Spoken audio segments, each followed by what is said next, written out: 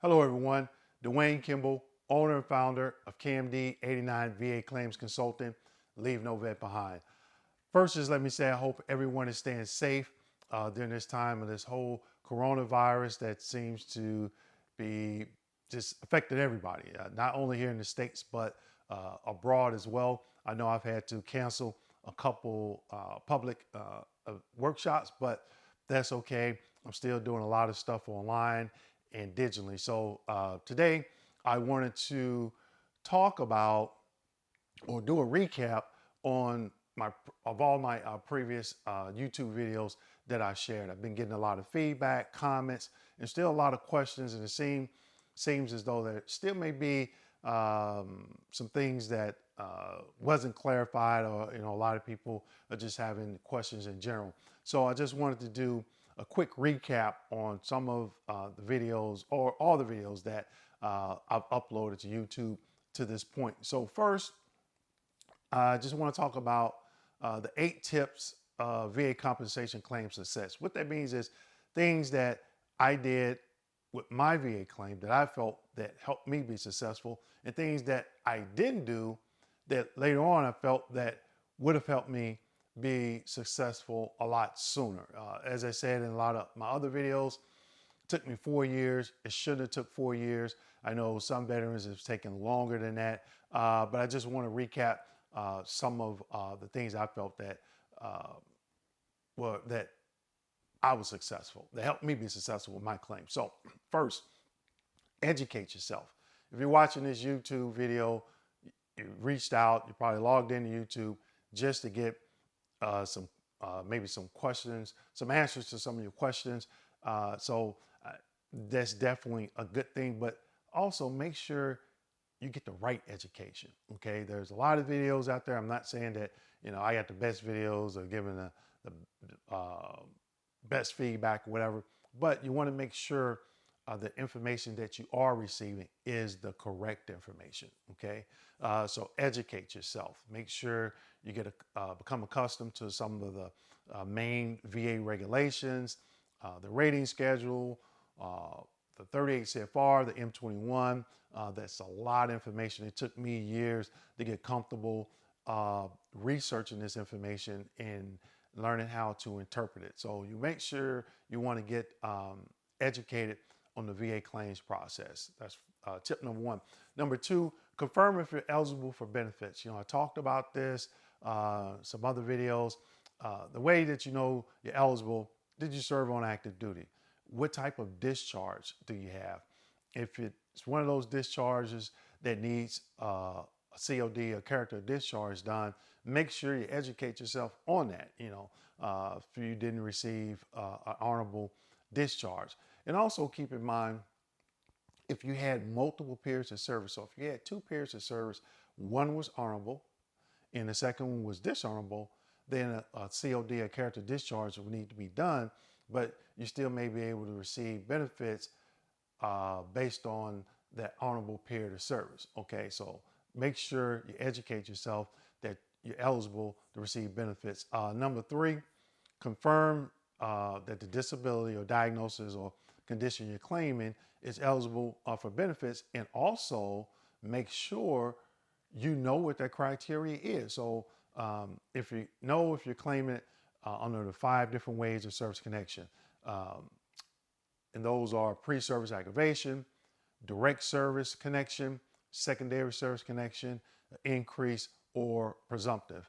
I get a lot of questions of veterans that say, well, I worked at this location, I was exposed to this particular chemical. Which one of the 5 ways does that fall under?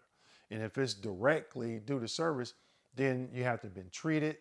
It has to be a complaint, an injury, or diagnosis in service. Okay, so for example, I was in field artillery. When we come back, from the range, we would always take our weapons down to the maintenance bay, and they had this machine that they would put parts in and clean them with solvent, and that's the way we would clean, a boat carrier group, to get all that, to basically degrease it, to make it, to clean it. It made it a lot easier to clean it opposed to just sitting there with your parts laid out on a weapons mat or something, cleaning your weapon. So I was exposed to solvent. Sometimes, the strong smell, you get a headache, but I didn't go on sick call. I didn't get it documented. So I can't claim anything or any residuals based on that. So just keep that in mind. Whatever you're claiming, under the 5 ways does it fall under the service connection? Just keep that in mind. Number 4, learn how to word your condition. Okay. A lot of people, they still make that mistake when they're wording their particular condition. So again, if you're claiming a knee condition, are you claiming the right knee, left knee? Is it pain? Do you have reduced range of motion? Were you treated for it in service? Are you claiming it on a direct basis? Has it continued to be an issue to this date? So make sure you want to word it in a way that it is definitely, it doesn't need any clarification from the person that's reviewing it at the VA. Number 5, understand what claim forms you need. Okay. If you're claiming a new claim, an increased claim, then you have to make sure it's on the correct claim form. If you're claiming something that you were previously denied for, then there's a form for that. If you're claiming something for a high-level review, there's a claim form for that. So you definitely you want to keep that in mind when you're filing your claim. Number 6, know the evidence that you want to submit. Okay, whatever you're claiming, you don't want the wrong information. You want to make sure that you have the right evidence. Okay, so if you're claiming something for your back, you don't want to send in an X-ray for the knee. Okay, number 7, prepare yourself to be frustrated. Okay, you're going to be frustrated throughout this process because it's a lot of new people at the VA. Some of my clients, they're telling me some stories and this things that are going on with their claim, and I just cannot believe it. Okay, so prepare yourself to be frustrated, but at the end of the day, you have to follow the VA guidelines, and those employees at the VA have to follow the VA guidelines. So make sure you get educated and make sure you're following the guidelines and they're following the guidelines. But again, just prepare yourself for that frustration. Number 8, never give up. Okay. If you start this process, if you know that you're eligible for 40, 50, 60% or whatever, make sure that you don't give up. If that's the overall evaluation that you think you're entitled, don't give up until you achieve that. So again, there may be a little frustration going on there when you have to fight with them and play chess or checkers, whatever. But again, don't give up. Just make sure you continue to keep pushing forward. Okay. So let's talk about the next video that I did, the 5 ways of service connection. And I talked about it just briefly here, but again, I'll repeat it and I'll put them in the description section. Pre-service aggravation, you have direct service connection, you have secondary service connection, you have increase and presumptive. Pre-service aggravation, you had an injury before service and your military service aggravated. Direct service connection, you're saying that something actually happened while on active duty and you're claiming that injury, treatment or complaint or diagnosis that you obtained on active duty, it has continued to the present day. Number 3, secondary service connection, which means you already service connected for a condition and that condition has now caused something else to transpire, another diagnosis. For example, you service connected for the right knee and now you're having pain in the left knee because you've been favoring your right knee and shifting your body weight over to the left knee. So you're claiming the left knee secondary to the right knee. The fourth for the increase. Okay. So what the increase is, you're already service connected and you're saying the condition has worsened. So say for instance, for example, you're service connected for PTSD at 10% and you feel that your symptoms, and whatever else you have going on concerning PTSD has increased. You're coming in for an increase. And with that being said, if you're service connected for something, make sure you know the actual condition that you're service connected for. Because if you claimed it a certain way, it doesn't mean that that's what you're service connected for.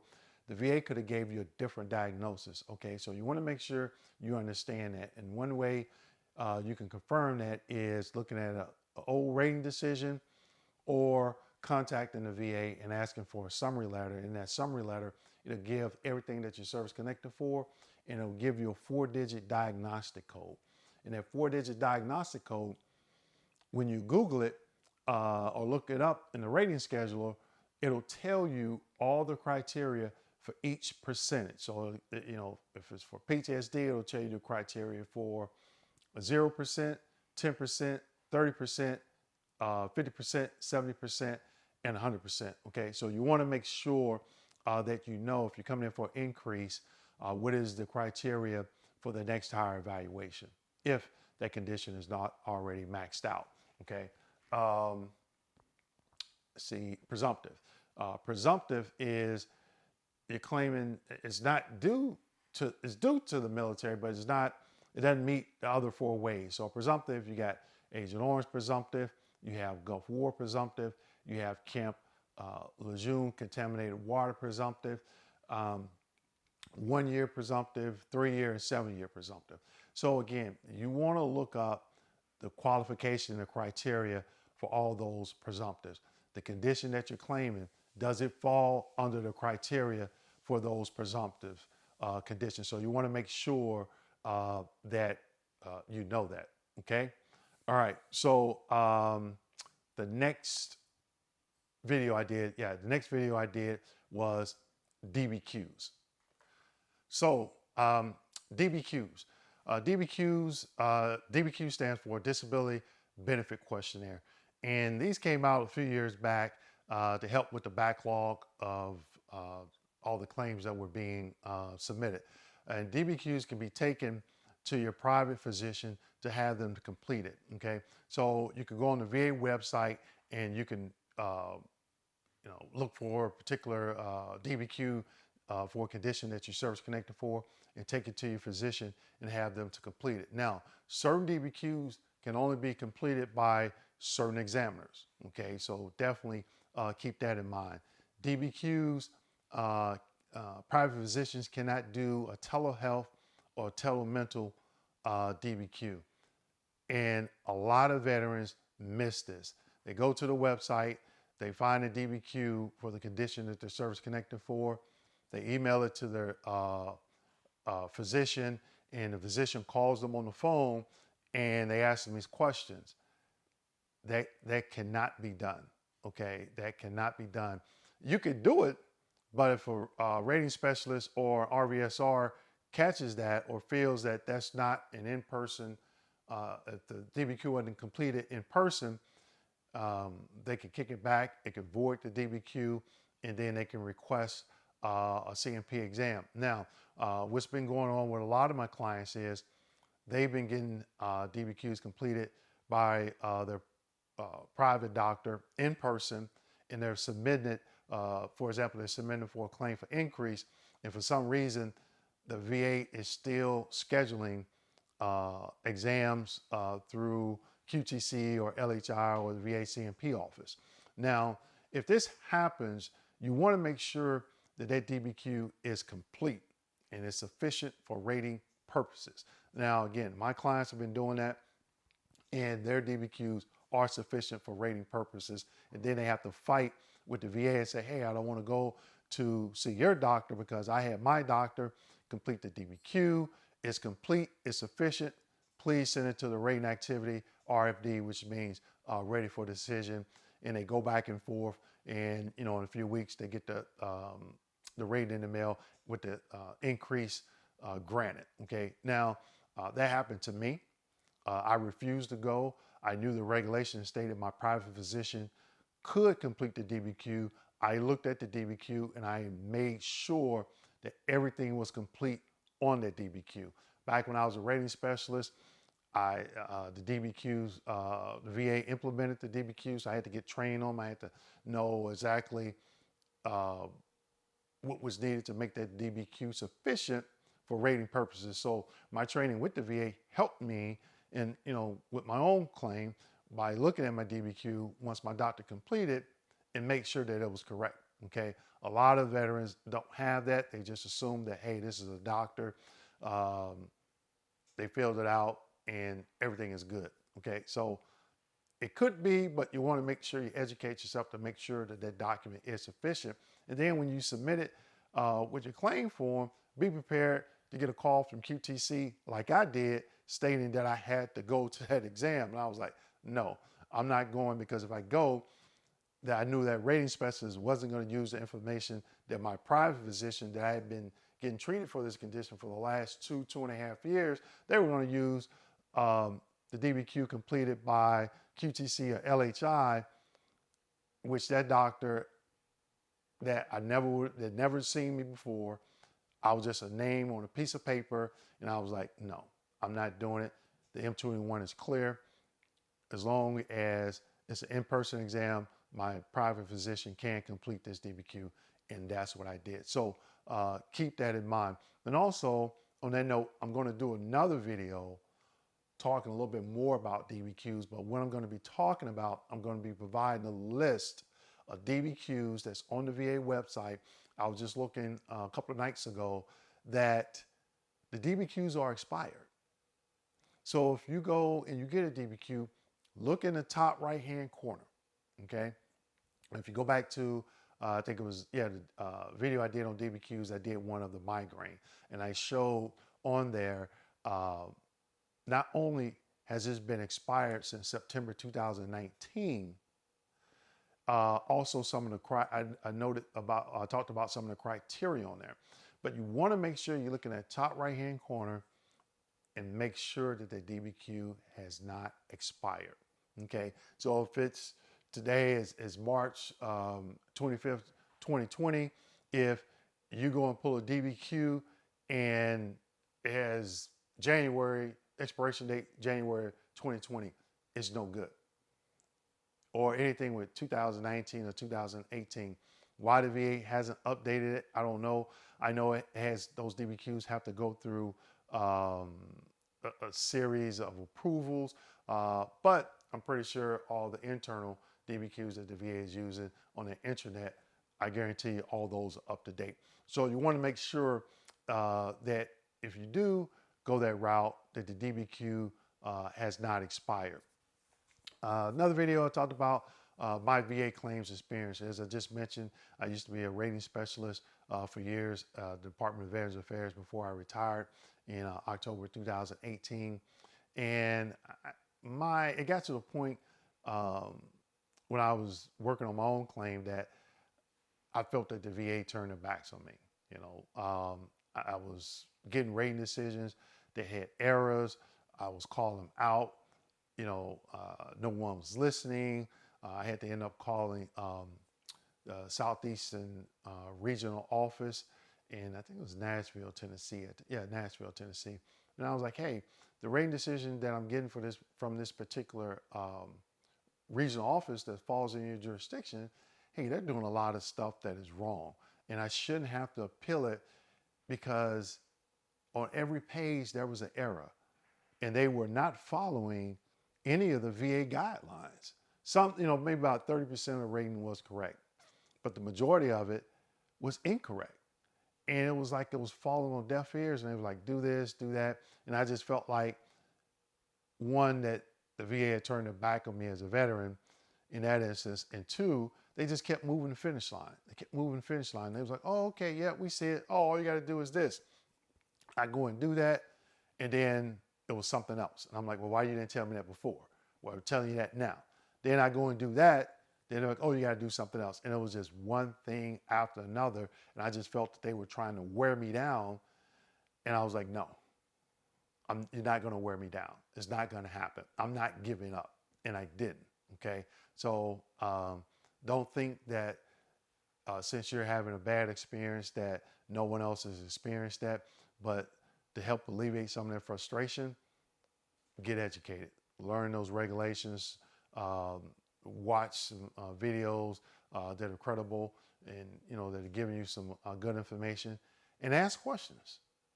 Ask questions. If anybody from the VA calls you, one, what's your name? Two, what is your job title? What do you do? Three, where are you located? Are you located in the regional office in the state that you live? And then four, what can I do for you? What are we talking about today? Okay. Had an instance with a client. They said, oh yeah, I got called today for me to come in and do my CMP exams.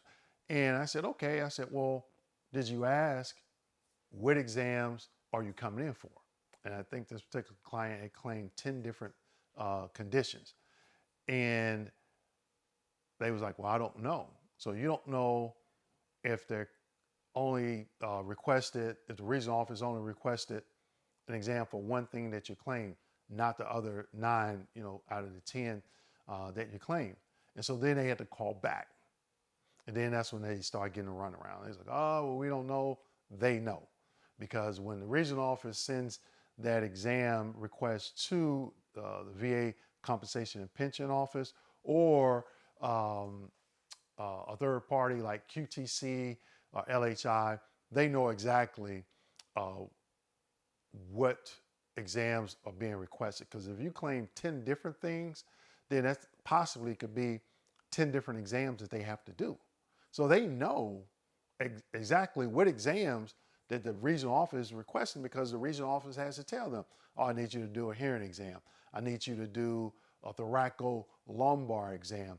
I need you to do a sleep apnea exam. I need you to do a migraine neurological exam. I need you to do dermatitis for a skin exam. I need for you to do a heart exam for ischemic heart disease. They know exactly what exams that they have to do. So if you know the 10 different things or 5 or however number conditions you claim, ask a question. Which exams am I coming in for? Mental, for the knee, for the back, migraines, vision, ringing in the ears, tinnitus, tinnitus. You want to ask that question. Just don't be like, oh, okay, because then you get there and you're thinking, I'm here for all these things I claim, and then you're not. So one thing that I tell veterans is, if you can't get that information from the person that's on the phone, they say they don't know, they're giving you the runaround. Call the VA 800 number and say, hey, look at the 2507 medical request. A 2507 medical request is what the VA employees complete to send to the VA CMP office or QTC or LHI, a third-party contractor, saying, hey, the veteran has claimed, let's say, for example, a back condition. Please complete the back condition. The veteran was seen in service on this date. Please provide a medical opinion or rationale. Or if it's just an increase, veterans coming in for an increase, we need you to do X, Y, Z exam. So all that information, the form that information is on, is called a 2507 medical request. It could be called something different. I don't know if they changed it. I know when I used to request exams for veterans, that's what it was called. So you want to make sure if somebody from the VA calls you, you want to first take the call, take notes, get their name, why they're calling, what is their job title, what do they do? Are they a VSR? Are they a RVSR, rater, or what, or supervisor, coach, manager, or whatever? You definitely want to get that information, okay? VA claim language. A lot of people don't know how to speak the VA language. And what I mean by that is you have terms like RFE. That's a routine future exam. Why do you have a routine future exam? What is that? RFD, ready for decision. So if you're talking to somebody and they say, oh, your claim is RFD, what that means is all the development is complete, your exams are complete, and it's just waiting on a rating specialist to complete a rating decision. VSR, Veteran Service Representatives. Those are the individuals that mainly just does all the development on the claims. They get everything together, it requests exams, And then once all that information is complete, they send it to an RVSR, which is a rating veteran service representative, to complete the rating decision. Okay. Then you have CMP. CMP stands for compensation and pension. What that is, it's a department within the VA medical healthcare system that does exams for the VA regional office. Okay, so a lot of VA employees may say CMP. What that means is compensation and pension exams. So that's just some of the VA language that's out there. There's a ton more, but I did do a video on some of it, so definitely go and check that out. Because there's certain things that you want to pick up in that rating decision, and if you don't understand the VA language, you definitely can be confused by that. Okay. Another video I did was telehealth and telemental exams. If you're service connected and you're getting a DBQ completed, this is probably the most important video. Okay. And the reason why I say that is because if you're not having your physician complete the DBQ based on the in-person exam, it is invalid. Okay. Again, if you are having your physician complete a DBQ and it's not an in-person exam, it's invalid. Now, there could be some variables to that. You could go sit down with your doctor. They can ask you some questions, and then a doctor can complete it later. That's still an in-person exam. Okay. If you did 3 or 4 previous visits and the doctor's completing it based on those visits, and that's what those visits are for, then that's a sufficient exam. But like I said earlier, if the examiner goes on the website, gives you a call and say, hey, Mr. Veteran, Miss Veteran, I'm doing this DBQ for you. I'm going to ask you a series of questions. Okay. And they don't say that it's an in-person exam, it's invalid. Another thing that I would tell people is, even if it is an in-person exam, I would have that doctor to write in the top right-hand corner or somewhere on that DBQ multiple times, it's an in-person exam. I had a client, the doctor, his physician, he traveled a lot and he came in town. His doctor treats him by phone because he travels out of the country. But his doctor was local. He went in to see the doctor, had a DBQ completed, and the doctor stated, I am completing this DBQ based on in-office exam. Now, it didn't say in-person exam, but in-office evaluation exam. Okay, it doesn't take a rocket scientist to figure out what that means. You know, it was an in-person exam. Received a rating decision, and the rating specifically state, oh, your address is here, your doctor's here. There's no proof that there's in-person exam. The doctor wrote it in there. So, you know, one can only assume that the rating specialist was just top sheeting, was not reading all the information. So with that being said, I would write on every DBQ, in-person exam, in-person, you know, about 4 or 5 different locations. So they can't come back and say, oh, it wasn't an in-person exam because your address may be in the neighboring state or whatever, you know. So it's little things like that that you would think that you would have to do, but you might want to do it, okay?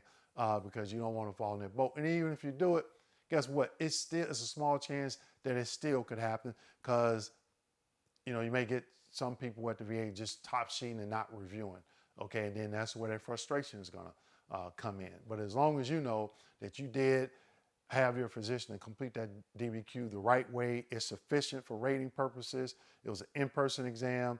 There's no reason for you to have to go to to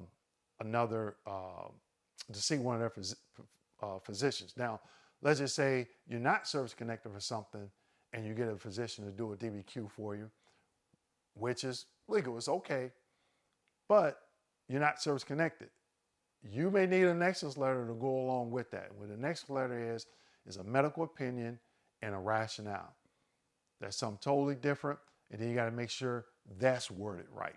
Okay. I've seen rationales that were thorough. I mean, the doctor did an excellent job on saying that the condition was related to service, and the rationale is how they came to that conclusion. They were very thorough in it. The veteran sent it to the VA. The rating specialist was like, nope, it's not clear. The veteran goes to a VA CMP exam, and their doctor writes a negative opinion with like 2 sentences for the rationale, and the rating specialist accepts that and denies the claim. So then you have to have a choice. Do you want there to be a conflict of medical evidence or not? Me personally, when I was doing my claim, I was like, I stopped going to all my CMP exams because I had private physicians that had been treating me for certain conditions, and I started getting them to complete DBQs and nexus statement because they seen me for years, at least, months or a couple of years, where this doctor at the CMP office, I'm in there for 15 minutes and they're trying to fill out, history on what's going on with me. That didn't work or didn't sit well with me. So you have to make that decision if, which route you're going to take. But again, think about, or go back and look at the video where I talked about the different tips. Okay. And the first one, educate yourself. Educate yourself, educate yourself. You have to educate yourself, okay? And then the last one, effective dates. This is another important one, especially when it comes to money, okay? I think in there I talked about they assigned an effective date for a condition, and they went back like 2 months, the time that I filed a claim. But I asked for, it was an increase. I was asking for an increase, so I submitted for an increase like 2 years prior. And I'm waiting and waiting and waiting. Yep, you get service connected. And they only went back like 3 months, and they didn't give an explanation as to why. Luckily, I kept a copy of that VA Form 21-4138 that I submitted 2 years prior, showing that I was asking for that increase. So then I had to appeal the effective date, okay, because they had the effective date incorrect. And if you don't know what effective date you should have, that could be the difference between $200, $2,000, $20,000. I didn't see up to $50,000 that wasn't awarded to the veteran because the incorrect effective date was used in that rating decision. So you want to make sure that you keep a copy of everything you send to VA and a copy of everything the VA sends you. Now, I know when you go on e-benefits, you upload stuff, you may not get a copy, but you can write down, hey, I submitted my claim on e-benefits on this particular day at this particular time. And then you can ask for a copy of your entire claims file to be burned on a CD. So there's other ways, but if you're not keeping a copy of all the stuff that you send to VA, and when you get that rating decision, you're not going to know, 9 times out of 10, you may not know if that effective date is correct. Now, if they assign an effective date other than the date of intent to file or the date that you submitted the actual claim form, they have to spell it out in the narrative as to why they gave you that effective date. So it could be something as we're granting service connection effective or increase in this service connection condition on June 1st, 2018, date facts were found, okay, that this condition has worsened, something like that. But if it's the date they intent to file or the date they received the claim, that's just going to be some generic information. But it's most important that you understand what effective dates are and what are your effective dates, okay? You definitely want to keep that in mind. And also look in the evidence section of that rating decision and look and see what dates that they receive certain information, and then look at the dates in the narrative section that, or the decision section and the narrative section showing that effective date. Okay, and see which forms in the evidence section those dates match up with the effective date that they were assigned. Then you got to figure out, okay, is this the correct effective date? And if it's not a correct effective date, and then you have to understand what is a CUE, a clear and unmistakable error. I'm gonna do a video. One of my next videos is going to be on a CUE, and I'm going to explain what they are and what meets or rises to the level of a CUE. Okay, so I hope I didn't confuse anybody, but I just wanted to do a recap of all the videos that I did. I'll leave it down in the description section along with the 5 different ways of service connection. So please hit the subscribe button, hit the notification button, hit the like button. Please leave a comment. Go to my website, kmd89.com. That's kmd89.com. And also be on the lookout. I'm going to be posting a lot of stuff on my Facebook page, which is Facebook Veterans Group, which is VA Disability Service Connection. I'm going to start doing a lot of in-person workshops. I got my training module complete. I'm looking forward to rolling that out as soon as we get through with all this coronavirus. But for right now, more than likely, I'll be doing it digitally on the computer, and it's 4 hours long, and everything that I'm talking about in my YouTube videos and some things that I haven't discussed yet, I'm going really deeper in explaining those things in that training module, okay? And it's gonna be an hour just left over just for Q&A. So definitely be on the lookout for that. Again, hit that like, subscribe, notification button, leave a comment, and thank you for your service, and thank you for watching this video. Be safe.